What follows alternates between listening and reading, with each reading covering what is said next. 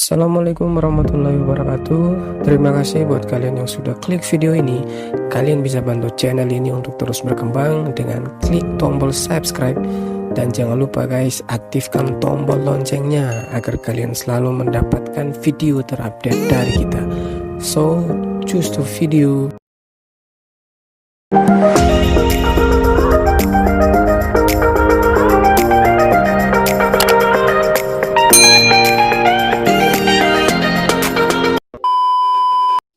Assalamualaikum warahmatullahi wabarakatuh. Seperti biasa balik lagi di channel gue. How are you today my friends? Semua sobat brosis dimanapun kalian berada, gue doain tetap sehat dalam menjalankan aktivitas setiap harinya. Oke, seperti biasa di sini gue akan sedikit membahas beberapa topik yang cukup mistis yang akan gue ungkap dalam video ini. Dan sesuai dengan judul video kita hari ini, gue akan ngebahas tentang tempat-tempat terangker di Indonesia. Oke, kalau kita pikir-pikir dan gue coba berasumsi bahwa khususnya di Indonesia itu pasti banyak tempat-tempat yang konon katanya memiliki aura-aura negatif atau bisa dikatakan horor teman-teman ya, atau angker. Nah, di sini gue ngerangkum dalam beberapa tempat khususnya yang ada di Indonesia yang terkena angker atau seram. Daripada video kita intronya kepanjangan, kita langsung ke videonya. Yang pertama, ada 1000 kisah horor di balik 1000 pintu, Lawang Sewu, Semarang. Jadi sebagai salah satu tempat paling angker di Indonesia. Jadi Lawang Sewu sering dijadikan sebagai lokasi syuting beberapa reality show yang temanya misteri, yang menunjukkan penampakan-penampakan makhluk halus. Dan bahkan konon di internet sempat tersiar kabar bahwa salah satu peserta uji nyali di tempat ini meninggal secara tiba-tiba, secara misterius tak lama setelah proses syuting. Entahlah apa yang terjadi. Next, nah teman-teman, buat kalian yang nggak tahu tempatnya atau nggak tahu letak persis sejarahnya, jadi Lawang Sewu ini terletak di jantung kota Semarang, dan Lawang Sewu merupakan simbol kejayaan era kolonial Belanda di Indonesia. Fisik bangunannya sendiri tampak amat megah dan modern pada zamannya. Lorong-lorong bawah tanah yang tujuan utamanya adalah sebagai ruang sirkulasi. Ya, sirkulasi udara juga difungsikan sebagai terowongan penghubung antara kediaman gubernur dan pelabuhan. Nah, di masa pendudukan Jepang, Lawang Sewu dipergunakan sebagai markas utama mereka di Semarang. Lorong-lorong bawah tanah yang terdapat di gedung B dipergunakan sebagai penjara di mana para tawanan disiksa dengan kejam. Lalu kepala mereka dipenggal dan ditumpuk di sudut ruangan. Dan menaiki beberapa anak tangga ke lantai atas, suasananya lebih mencekam lagi. Hantu seorang wanita muda yang nekat bunuh diri agar tidak disiksa. Kabarnya sering gentayangan di area menara dengan kaki yang tidak menjejak lantai. Kalian bisa ngebayangin gak? Yang kedua, misteri tragedi kereta api maut lintasan KA Bintaro dan Stasiun Manggarai. Nah, peristiwa naas berupa tabrakan maut antara dua kereta api yang terjadi pada Senin pagi tanggal 19 Oktober 1987 di kawasan Bintaro, Jakarta Selatan menjadi salah satu tragedi paling kelam dalam dunia transportasi Indonesia. Lebih dari 100 nyawa melayang, beberapa dari mereka bahkan ditemukan terpental jauh dari lokasi akibat hebatnya benturan. Sedangkan korban lainnya remuk tak bernyawa di antara himpitan besi-besi. Kondisinya pada saat itu benar-benar mengerikan. Bahkan butuh waktu sampai 2 hari untuk mengevakuasi seluruh korban jiwa. Nah, anehnya sejak peristiwa tersebut, tingkat kecelakaan maut di jalur perlintasan kereta api tersebut dikabarkan meningkat, terutama pada hari Senin. Kabarnya banyak pengemudi kendaraan yang mengaku tidak mendengar sinyal kereta yang akan lewat. Tak hanya itu teman-teman, konon tak sedikit pula pejalan kaki yang berjalan di atas rel tepat ke arah kereta yang sedang melaju. Menurut keyakinan masyarakat, perilaku aneh tersebut dikarenakan para korban dirasuki oleh hantu budek. Oh, nyerah. Nah, kecelakaan hebat terakhir terjadi di penghujung tahun 2013 ketika sebuah truk tangki dihajar oleh kereta api yang melaju. Lu bayangin nih, truk dihajar sama kereta api. Remuk pasti itu truknya, sehingga mengakibatkan ledakan besar dan menewaskan 7 orang. Seketika itu juga meninggal teman-teman. Masyarakat pun menjuluki kejadian itu di perlintasan angker tersebut sebagai tragedi Bintaro 2. Nah, cerita soal kereta api maut belum berhenti sampai di situ teman-teman. Selama berpuluh-puluh tahun, bangkai kereta api yang mengalami kecelakaan dari seluruh Jakarta dibawa dan disimpan di kuburan kereta di stasiun Manggarai. Meskipun kereta-kereta tersebut sudah berhenti beroperasi, namun masyarakat percaya bahwa arwah para korban masih berada di situ. Selain penampakan arwah gentayangan, konon di malam hari saat stasiun sudah tutup, sering terlihat kereta kosong tanpa penumpang yang melintas. Oh. Salah satu kisah paling aneh datang dari seorang mahasiswa yang mengaku melihat korban kecelakaan di dalam kereta yang ia tumpangi saat larut malam. Secara mengejutkan, setibanya di stasiun tujuan, kaki sang mahasiswa pun dipenuhi lecet. Ia lantas menceritakan pengalamannya tersebut kepada petugas keamanan. Anehnya, menurut si petugas pada jam tersebut tak ada kereta yang beroperasi, dan ternyata sebetulnya si mahasiswa tanpa sadar telah berlari menempuh rute tersebut hingga kakinya luka-luka. Woish, angkat tangan bro. Next, yang ketiga, jangan lupa membunyikan klakson ketika melintas di terowongan Casablanca. Setiap pagi hari atau jam pulang kantor, terowongan Casablanca terkenal akan kepadatannya yang cukup parah. Hal ini dikarenakan terowongan tersebut merupakan salah satu jalur penghubung utama antara daerah Kampung Melayu dan pusat kota. Nah, saking terbiasa dengan parahnya kemacetan yang terjadi di jalan Casablanca, sampai-sampai kita lupa bahwa jalan tersebut menyimpan kisah angker. Walaupun jalan yang membentang sepanjang 8 km tersebut hanya lurus-lurus saja, anehnya ada saja kecelakaan yang terjadi setiap minggunya. Ingat, setiap minggunya.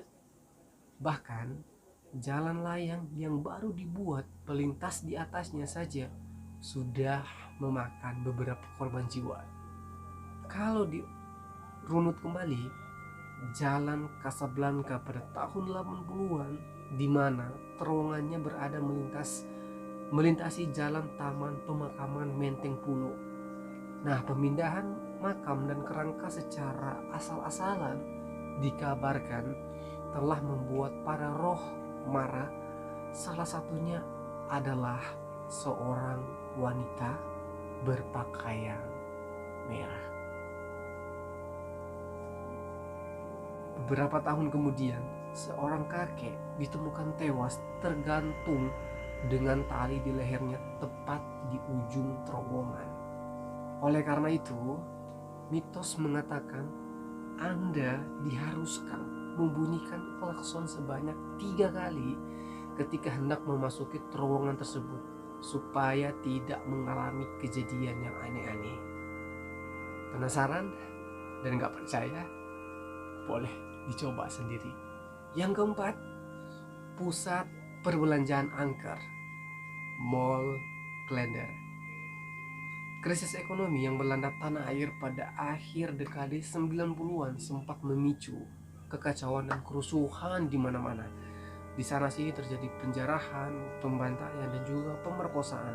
Tak terkecuali pada tanggal 15 Mei 1998 ketika ratusan penjara menyerbu Yogyakarta Department Store.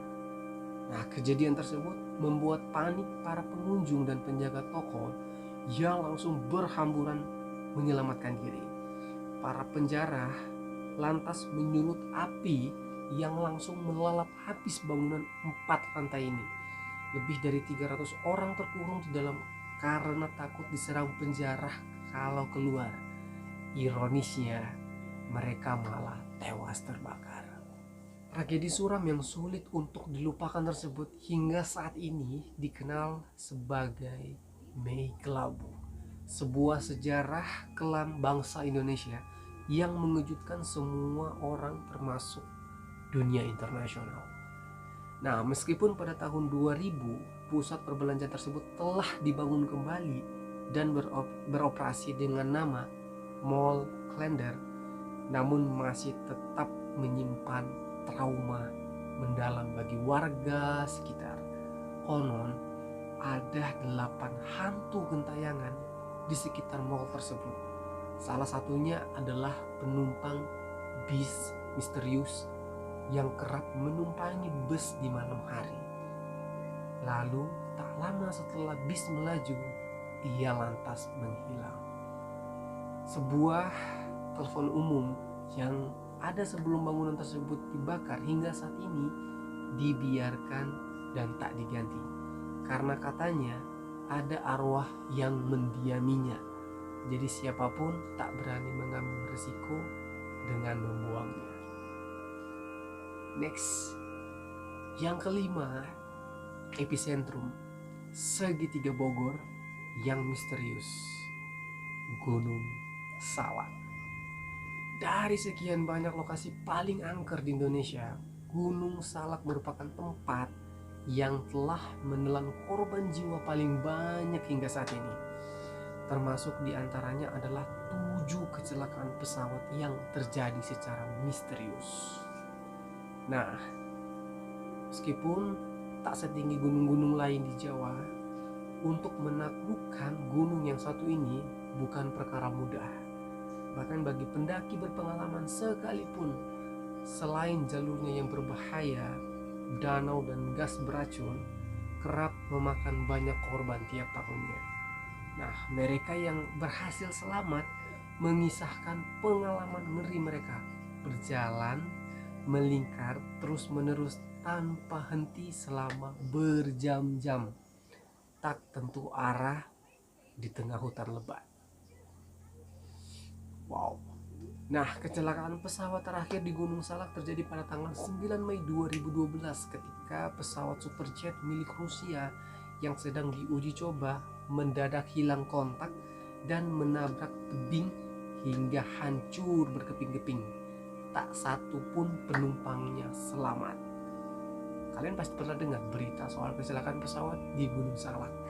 Nggak cuma sekali, berkali-kali. Namun yang bikin aneh teman-teman, semua anggota tim penyelamat mengaku mendapatkan mimpi yang sama. Bentar, semua anggota tim penyelamat mengaku mendapatkan mimpi yang sama, yaitu didatangi oleh seorang wanita misterius yang menuntun mereka ke sebuah rumah yang dihuni wanita-wanita cantik. Dan pada saat ekspedisi pencairan bangkai pesawat, tim penyelamat konon mendengar suara tangisan minta tolong dari seorang wanita. Namun setelah dicari kesana kemari, mereka tak menemukan siapa-siapa. Dan anehnya lagi, suara tangisan tersebut datang dari lokasi kecelakaan pesawat. Yang keenam, dilarang mengenakan pakaian berwarna hijau. Pelabuhan Ratu, Sukabumi.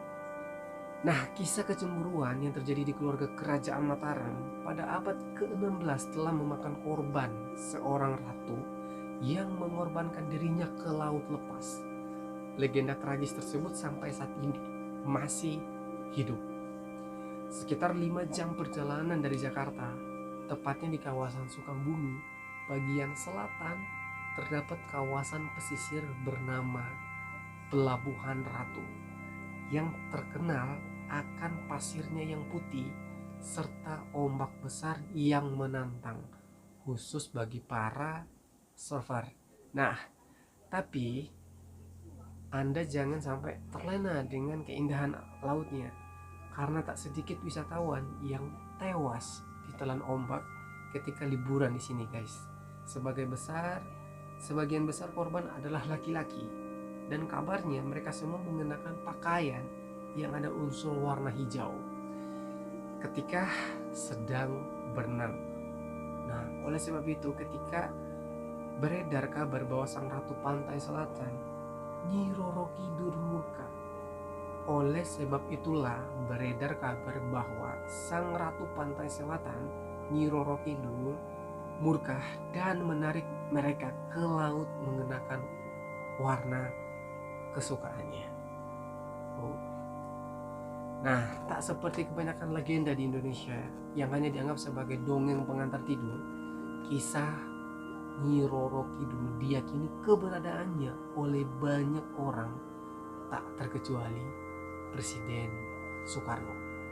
Bahkan kamar nomor 308 di Samudra Beach Hotel sengaja disediakan untuk sang ratu. Kamar yang didesain sangat apik dengan dominasi warna hijau dan emas, warna favorit sang ratu tersebut. Diberi wewangian melati dan kemenyan dan kerap digunakan sebagai tempat semedi. Pertanyaannya adalah, apakah kalian cukup berani untuk mengenakan pakaian warna hijau dan berkencan dengan ratu pantai selatan? Next, yang ketujuh, tempat para pemuja setan, Rumah Gurita, Bandung. Berbagai pertanyaan yang ada di benak masyarakat akhirnya terjawab sudah. Pada tahun 2013, sebuah stasiun televisi mencoba membongkar rumor yang beredar tentang gereja setan di Bandung. Sebelumnya sebuah patung gurita raksasa yang ada di puncak rumah mewah tersebut telah menimbulkan spekulasi macam-macam. Dari hasil penyelidikan sekelompok jurnalis tersebut, diketahui bahwa rumah gurita tersebut dikelilingi oleh beberapa bangunan rumah lain, dan satu-satunya akses menuju rumah ke sana adalah melewati rumah nomor 6. Penyelidikan pun diakhiri dengan perseteruan hebat antara para jurnalis dan sang pengurus rumah. Kabarnya, seseorang yang mengaku mantan jemaat gereja setan melapor kepada pihak berwajib bahwa rumah tersebut sering digunakan sebagai lokasi pemujaan dan tempat ritual seks.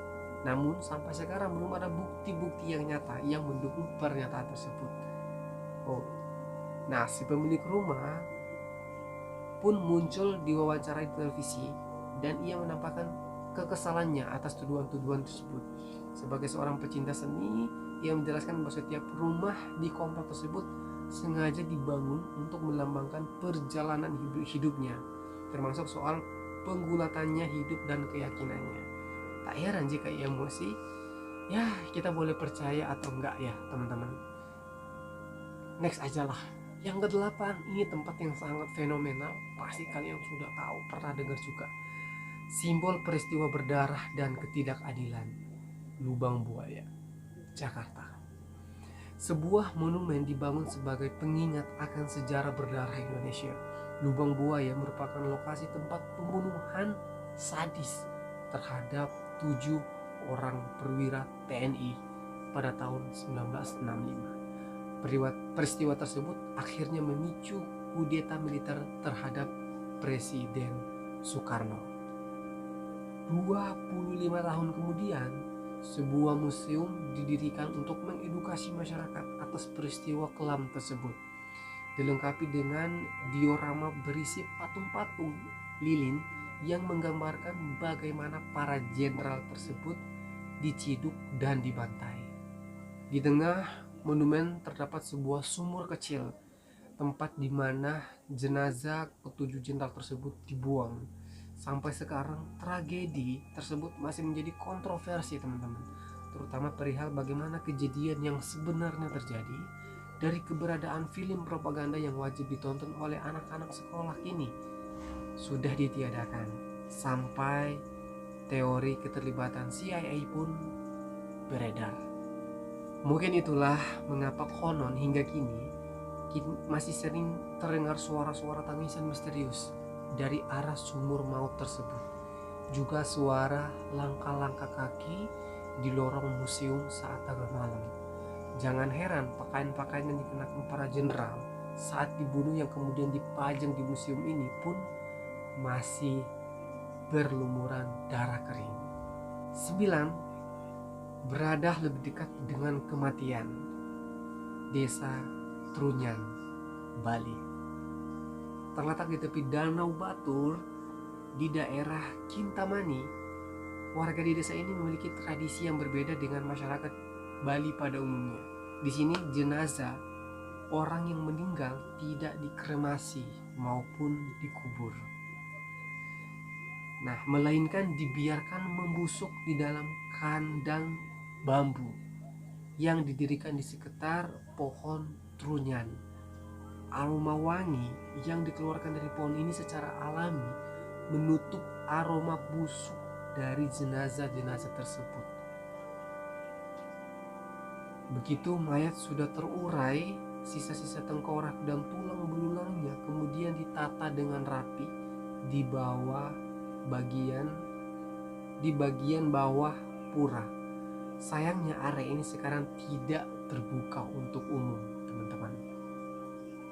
Yang ke-10, memasuki Kawah Mencekam, Gunung Merapi, Yogyakarta. Sama seperti halnya Yogyakarta yang pemerintahannya dijalankan oleh keraton, Gunung Merapi pun diyakini memiliki kerajaan penguasa tersendiri, teman-teman. Kerajaan yang tak kasat mata. Diramalkan meletus setiap 5 tahun sekali. Gunung ini merupakan salah satu gunung berapi paling aktif di dunia, teman-teman. Berdiri menjulang setinggi 3000 meter di atas permukaan laut. Keindahan alam sekitar Gunung Merapi mampu mengundang ribuan wisatawan setiap tahunnya. Nah, di balik apa yang tampak oleh mata, konon di sekeliling area Gunung Merapi terdapat kerajaan tak kasat mata yang mengendalikan segala sesuatunya, dari pegunungan, kesuburan tanah, cuaca, dan tentu saja letusannya. Bukannya takut akan makhluk-makhluk gaib tersebut, masyarakat setempat justru menghormati keberadaannya dengan terus menjaga lingkungan sekitar. Salah satu lokasi yang jadi favorit para pecinta alam mistis adalah Pasar Bubrah. Terletak tak jauh dari puncak gunung, area ini kerap digunakan sebagai lokasi berkemah para pendaki yang ingin memburu sunrise. Namun, ketika larut malam, saat pendaki mulai tertidur, di sini sering terdengar suara hiruk pikuk layaknya di tengah pasar, dan diiringi oleh sayup-sayup suara gamelan. Kalau sudah begini, biasanya para pendaki lebih memilih untuk diam di dalam tenda dan berpikir 1000 kali sebelum melihat keluar. Wow. Spot angker lain di Gunung Merapi adalah sebuah bunker di mana 2 orang penjaganya tewas terpanggang lahar panas saat gunung ini meletus. Nah, menurut kepercayaan, Kawah Gunung Merapi merupakan gerbang menuju kerajaan gaib. Dan sekali masuk, jangan harap Anda bisa keluar. Berani nggak? Kita next aja. Yang ke-11, ada penginapan para makhluk gaib. Bedugul Taman Rekreasi Hotel Bali. Nah, di daratan tinggi Bali menuju arah Danau Bedugul terdapat sebuah tempat yang diselimuti suasana mistis. Kisah angker ini sudah berusia sekitar 2 dekade guys, 2 dekade, dan sampai sekarang masih membuat bulu kuduk berdiri. Kenapa? Penasaran? Berikut penjelasannya. Nah, tempat yang dijuluki Hotel Istana Berhantu ini didirikan di lereng bukit oleh Tommy Soeharto, putra mendiang Presiden RI kedua. Ada yang mengatakan tempat ini terbengkalai karena perseteruan bisnis. Nah, kalau mungkin kita merasa cukup berani untuk mengeksplorasi tempat ini, bersiaplah untuk bertemu dengan arwah gentayangan, baik dari para pekerja yang tewas saat konstruksi maupun pesaing bisnis yang tewas mengenaskan. Nah, kelihatannya sih hotel ini memang tak pernah sempat dibuka ya, untuk umum terutama. Tapi siapa tahu kalau setiap malam kamarnya selalu dipenuhi oleh tamu-tamu yang menginap. Bisa jadi. Next. Yang ke-12, jejak berdarah di sekolah tua, Kompleks Tugu, Malang.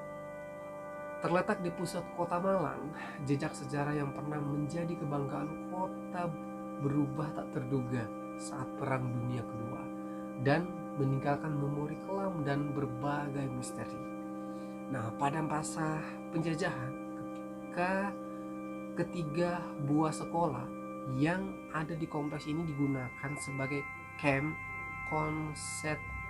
konsentrasi oleh tentara Jepang. Ya, mereka membuat lorong-lorong kecil yang menghubungkan bangunan-bangunan ini dengan stasiun kereta api dan kantor gubernur. Konon 2 pelajar SMA pernah mencoba mengeksplorasi terowongan tersebut, namun berujung fatal. Ya, salah satunya buru-buru berbalik arah sambil berteriak. Ya, berteriak terlalu trauma sampai tak sanggup berbicara. Jadi ilustrasinya, salah satu pelajar ini ketika masuk ke dalam terowongan, dia buru-buru balik arah sambil berteriak, terlalu trauma sampai tidak sanggup bicara. Nah, sedangkan pelajar yang satu lagi ditemukan 2 minggu kemudian di stasiun kereta dengan kondisi kejiwaan yang sangat terguncang. Misteri tak terjawab lainnya adalah kemunculan jejak berupa noda-noda berupa darah pada lantai beberapa bangunan. Biasanya ditemukan di lantai SMA 1, 3, dan 4. Dan setiap usaha untuk menyingkirkan noda tersebut, entah dengan mengganti ataupun melapisi dengan ubin baru, selalu gagal. Tak jarang pekerja yang mengerjakan pun jatuh sakit setelah mencobanya. Wow. Aula Tugu dipercaya sebagai bangunan paling menyeramkan di kompleks ini. Meskipun noda darah pada lantai telah ditutup dengan pemasangan lantai kayu dengan lapisan pasir di bawahnya, ruangan ini tetap tertutup bagi pengunjung saat malam hari. Karena menurut kabar, di sini sering ada penampakan hantu tak berkepala ataupun hantu tentara. Yang terakhir, special mention, negeri mayat hidup, Tanah Toraja, Sulawesi Selatan. Ada penggemar serial TV The Walking Dead? Mungkin ya. Tanah Toraja, namanya mayat hidup, benar-benar ada dan menjadi bagian dari ritual upacara adat. Sebagai salah satu budaya dengan ritual pemakaman tertua di dunia, bagi masyarakat Toraja, kematian bukanlah sesuatu yang menakutkan. Malahan mereka merayakannya dengan mengadakan prosesi pemakaman secara megah dan besar-besaran. Tak jarang mereka rela menabung hingga bertahun-tahun agar bisa merayakan kematian kerabat mereka. Dan selama bertahun-tahun itu pula, jenazah kerabat yang meninggal disimpan di dalam rumah dan diperlakukan layaknya masih hidup. diberi makan, dimandikan, bahkan kadang dibawa keluar.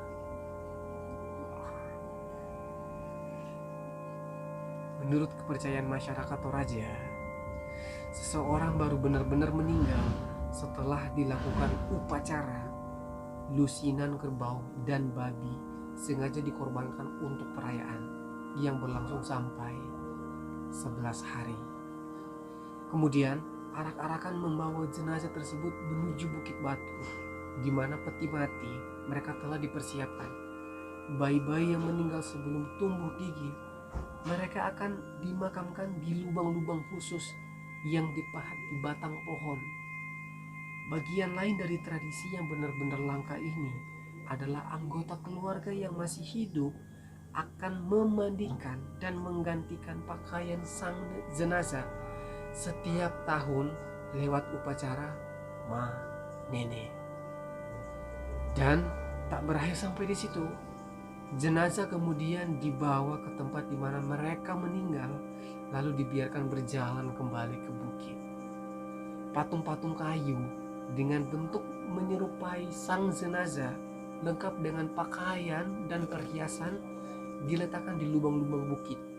Masyarakat Toraja percaya bahwa patung-patung ini akan diisi oleh roh mereka yang telah meninggal, supaya tetap bisa menjaga keluarganya. Oke, mungkin itu aja video dari gue kali ini. Semoga memberikan hiburan buat kalian semua. Jangan lupa dukung channel ini dengan klik tombol like, komen, dan subscribe. Dan kalau kalian suka video ini, kalian boleh share video ini sebanyak-banyaknya. Dan kalau kalian suka dengan video seperti ini, kalian boleh tinggalkan komentar video apa yang harus gue bahas di bawah ini ya. Kalian boleh komen sebanyak-banyaknya. Oke, sampai ketemu di video berikutnya.